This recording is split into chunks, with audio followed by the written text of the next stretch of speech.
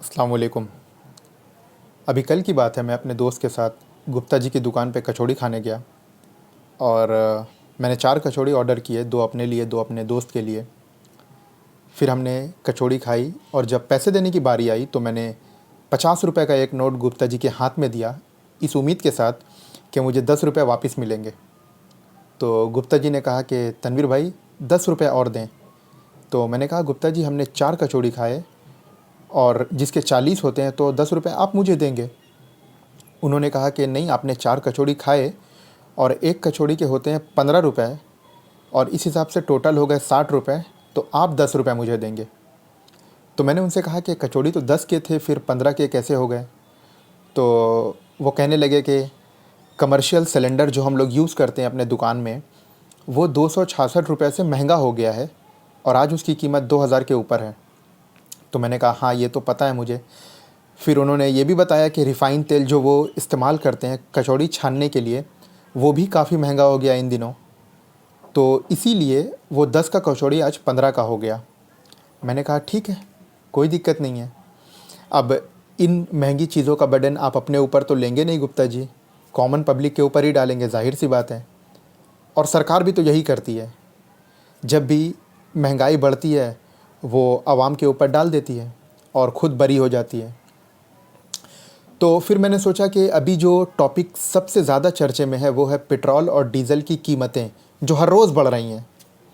तो मैंने कहा कि यार यकीनन इंटरनेशनल मार्केट में या फिर जहाँ से पेट्रोल डीज़ल इंपोर्ट किए जाते हैं वहाँ पे कीमत बढ़ गई होगी, इस वजह से मोदी गवर्नमेंट भी यहाँ पर बढ़ाकर बेच रही है।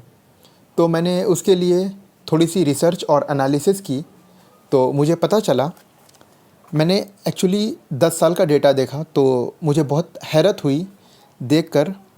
मैं आपको बताता हूँ कि 2011 में इंटरनेशनल मार्केट में क्रूड ऑयल की कीमत थी 110 रुपये पर बैरल और उस वक्त हमें पेट्रोल 60 रुपये प्रति लीटर मिलता था हिंदुस्तान के अंदर। स्पेशली मैं दिल्ली की बात कर रहा हूँ या कोलकाता की बात कर रहा हूँ, क्योंकि मुंबई अमूमन थोड़ा सा महंगा रहता है।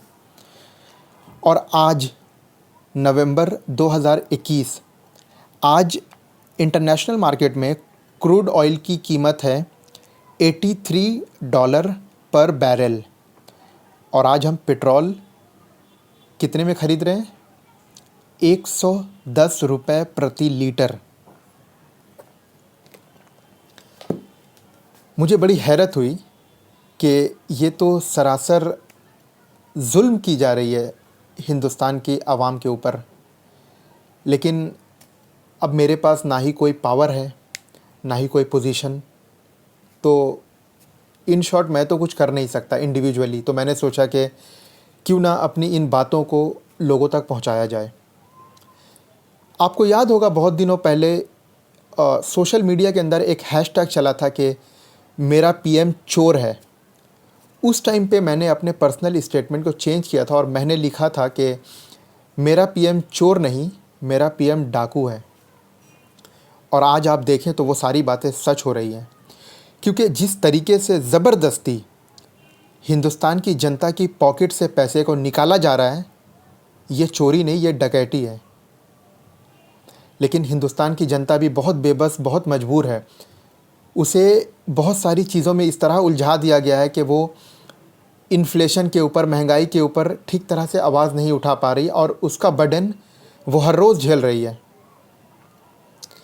लेकिन वो कहते हैं ना कि जब जनता विद्रोह करती है, जब जनता बगावत करती है, तो बड़े बड़े साम्राज्य हिल जाते हैं।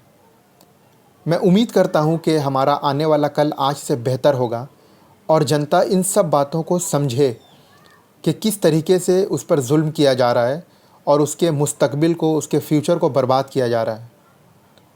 उम्मीद करता हूँ कि मेरा ये छोटा सा मैसेज आप लोगों तक पहुँच गया होगा। बहुत शुक्रिया। जय हिंद।